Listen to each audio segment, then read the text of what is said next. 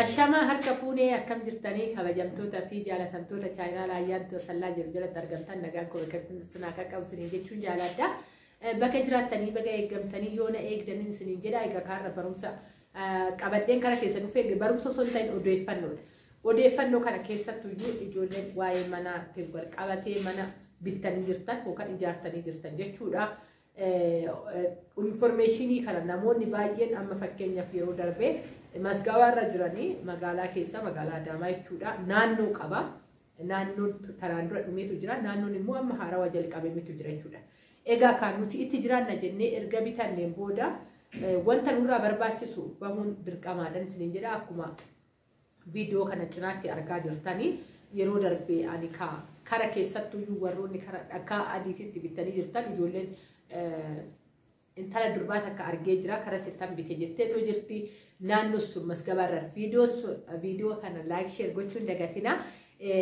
warri chaayinaa laayyaatoo salaatti faarata tanu gara ta subscribe godhuun maatii keenya taachuun gabanumaan affeerraa kootidha warroonni immoo naannoo biraatti jirtan ani waan ija kootiin dhaqeetu argeef jechuudha warroonni keessattuu itti eeggachuudhaaf yookaan immoo fuulduratti irratti kara seera qabichatti gaafa dhufee irratti jaarra jettanii mana ijaartanii akka namatti taa'u irratti waan dubbadhuun qaba jechuudha. Achuma naannuma kiyyaa ni jira waan ta'eefan odeeffannoo kana isiniif fiduu dhufee namoonni nuuf bitan yookaan fira haa ta'u haadha haa ta'u abbaa manaa haa ta'u egaa yeroo baay'ee abbaan manaa mana ofiitirraa hin fagaatu warroonni abbaa manaa wajjin bittan maaliif qabeenyi isaa qabeenya keetidha warroonni kun garuu warri fira obboleessi obboleettii haadha abbaadhaan bittan jireenya mataa ofiitu olii gaffii waan ta'eefan odeeffannoo kana qabadhee isinii dhufe jechuudha. Irra caalaa yeroo baay'ee warroonni akkanaa kun kan manarraa fagaatanii warroota maatiin bitaniifidha malee abbaa warraa mana ofiitidha borutti jiraata waan ta'eef jechuudha jireenya isaatidha. Kana hoon jedhu maatitti ilaaluu osoo hin ta'in maaliif eenyumtuu olii gaffiigaa jiraata waan ta'eefidha. Fakkeenyaaf naannoo akka adii jechuudha ganda san keessatti mana barumsaa egaa tanaan dura viidiyoo irratti hojjeteen ture achitti masgabaatu ture guyyaa 3 dura guyyaa qidaamirraa jalqabeeti jechuudha naannoo san kan ga'e warroonni naannoo san jirtan manni amma fakkeenyaaf naannoo kiyya ijoolleen baay'een keessattuu ana ollaa koo kan jiru shamarran 2 biyya alaa jira kan jedhan dhaga'ee jira jechuudha cufaa jira. Imma saggabamne yookaan hin galmoofne jechuudha maaliif takka kan ana fuuldura jirtu maatii tokkorraa kan binne jechuudha kan na fuuldura jirtu obboleettitu bitee fi obboleettiin garuu ganda biraa keessa jiraatti waan ta'eef asuma Adaamaa taatee ganda biraa keessa jiraatti waan ta'eef dhuftee hin laalle jedhanii achitti hanqaaqanii manni irratti ijaarameera haxirii xaxaramee jira jechuudha ana cinaadha.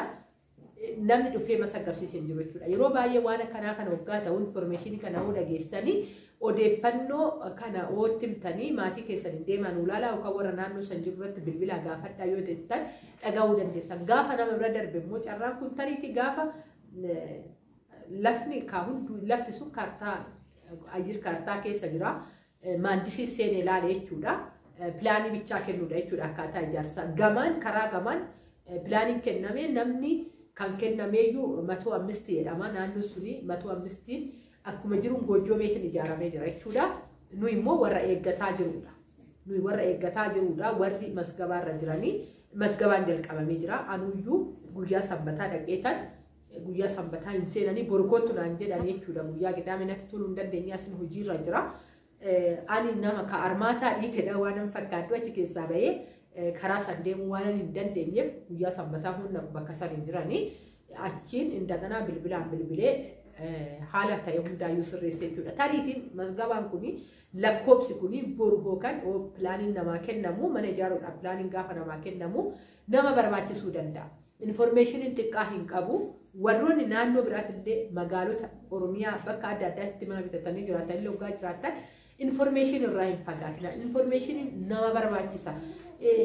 Gara waa sirreeffachuutti gaafa deemtu dhugaan isin jedha waan baay'ee namarraa barbaadu. Waan baay'ee waraqatuma kee qulqulluu ta'e kanas garagarchuu achi garagarchuu si deddeebisuudhaaf baasii adda addaatiin waan adda addaatiin jechuudha. Kanarratti immoo of eeggannoo abbaatu godhata. Kanaafan odeeffannoo kana qabattee kara keessa dhufee warroonni naannoo san jirtan dafeet goota dhugaa dubbachuu fi kaartaan kennamaa jira. Kanarratti baay'een itti gammadee jechuudha. Tokkoffaa naannoo sun wannan isinitti immoo barbaadu jechuudha. Tanaan dura waggaa 4 baranaa dhugaa baay'ee rakkasa ture jechuudha. Naannichi amma immoo maal ta'e ni waddade jechuudha. Isaa miti isa duuba caraqaa kan jedhame lafti kaaree takkitti ijoolleen baay'een kaareen nu galuu dide kan jettan kaaree jechuun tarkaanfiidha. Tarkaanfii takkittiin qarshii 5,000 ta'e jechuudha. Naannoo sanitti saffisaan guddachaa jira naannoo sun. Eessa naan jechuu dandeessan kan jiraatu magaalaa Zuuraa Adaamaa jechuudha.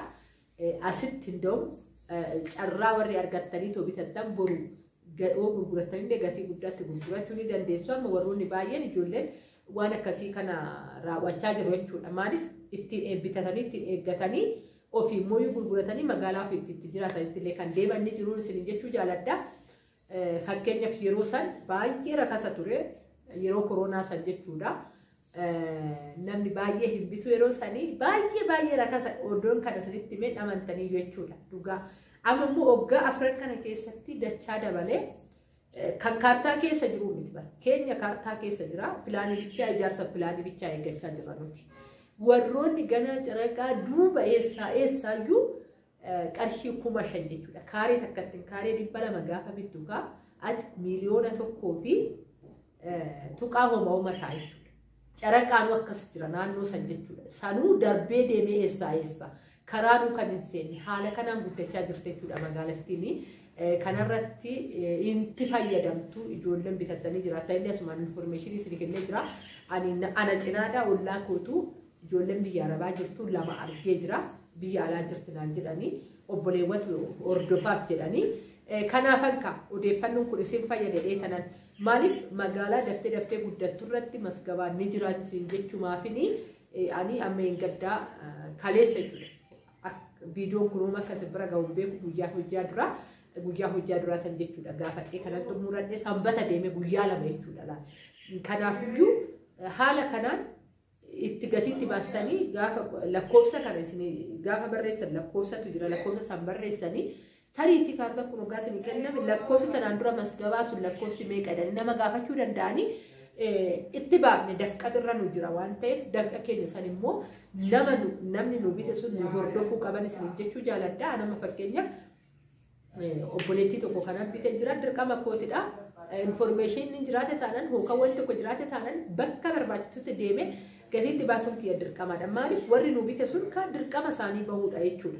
Maaliif ati bittee achuma gootee deemuu sun ta'e wanta barbaachisu hundaa dhiyoo jirta waan ta'e warri dhiyoo jiru warra fagoo jiru hordofuun dirqamaadhaan isin jechuu jaaladha. Isinis immoo bitne jettanii calistanii hin taa'ina. Odeeffannoo maaltu jira wanta irratti maaltu jira yeroodhaan maatii keessan ta'uu bilbiltan waa'ee manaatti irratti maaltu jira adeemsi maaltu jira wanti dhageessan maaltu jira iddoo san deemtanii ilaaltanii jirtu jettanii gaafadha. Itti aansuudhaan immoo mana haga mana 3 argee jira manni akkanumatti cufameetu taa'u jechuudha. Isa sun baay'ee haga dhaalamu dirasii gahama jedhameetu jira. Kanallee of eeggannoo godha ijaartanii calistanii teessisna nama foormii guutatti calistanii namatti galchuu sun ta'e foormiin hin jira mana eegumsaanis haa ta'u kiraadhanis haa ta'u.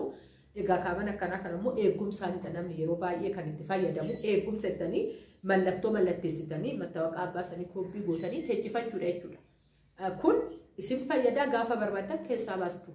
Garuu manni cufaan taa'u irratti baay'ee ulfaataadha isiniin jechuun jaaladha. Isaanis hin barbaadanii yeruma duraatu gaafa ati diruftu situ keessa raatamoo nama keessa raatamoo cuftee teessista jedhanii si gaafatu jechuudha. Cufanii teessisuun baay'ee rakkisaadha. Eegumsa jedhaniitu namni irratti mana qucquc godhee ijaaree ofii as deebi'ee tollaalee danuutu jechuudha. Keessattuu naannoo Adaamaa Zuuraa ishiitti. Kanarratti of eeggannoo godhaan isiniin jechuu jaaladha. Namni itti galu isinis itti fayyadamu lukkuu sitti horsiifatu maalis akka godhu isin eegaa jechuudha. Akkasitti fayyadamuu hin dandeessan gaafa immoo guddachaa deeme kara qarshiitti illee jijjiiruu hin dandeessan kiraatti illee jechuudha. Naannoon murteessaadha kiraadha. Naannoon murteessaadha. Naannoo itti hojiidhaa ta'u bishaan jirutti ibsaan jirutti kireessuun baay'ee gaariidha. Itti fayyadamtu waan feellee hoo ta'e waa tokko isiniif in oola qaawwa tokko isiniif ni duucha. Waa'ee manaatti irratti callistanii bittanii ijoollee baay'ee waan argeeffan viidiyoo kana hojjedhe jechuudha. Ijaaramee jedhamee ta'a yookaan haxiriin nuyyuu irra jiru jechuudha. Kun baay'ee rakkisaadha. Kanarratti of eeggannoo godhuu qabdan. Guddaadha nuyi bittanii xiqqaadhaan agarsiisa. yoo bulkeetti dadhabdan qorqoorroodha. Qorqoorroon immoo gaafa ijaartan bubbeen illee jisuu danda'an namni naannoodhaaf isinii hordofu jiraachuu qaba. Garuu haxirii malee yookaan mana ijaartanii akkanumatti callifamee taa'u baay'ee rakkisaadha. Maaliif har'a hoon guddanne jettan boru saffisaan guddachuu danda'an isin jechuu jala. Baay'ee magaalaan gurguddaan baay'ee dafee deemaa jira. Dafee guddachaa jira waan ta'eef bittanii qofa osoo hin ta'in mana keessan hordofaa kan irraa qabdan dafqa kana jechuudha. Dhugaan isiniin jedha. Kanaafuu zim jettanii tollaayinaan yeroo baay'ee gizeen ala jiru san bilbileen gaafadha wanta alatti maaltu jira. Sochiin maal fakkaata wanta akkasii wanti baasiin jira maal jedheen gaafadha. Kana gaafachuu jechuun immoo qabeenya keessan hordofu jechuudha. Namoonni baay'een kanaan miidhamanii jiru waan ta'eef iyyuu isiniin jedha. Bakka keessatti nagaa naataa viidiyoon tun information isin fayyadee abdii qaba. Baay'ee isin jaalladha baay'ee isin kabaja. Baay'ee.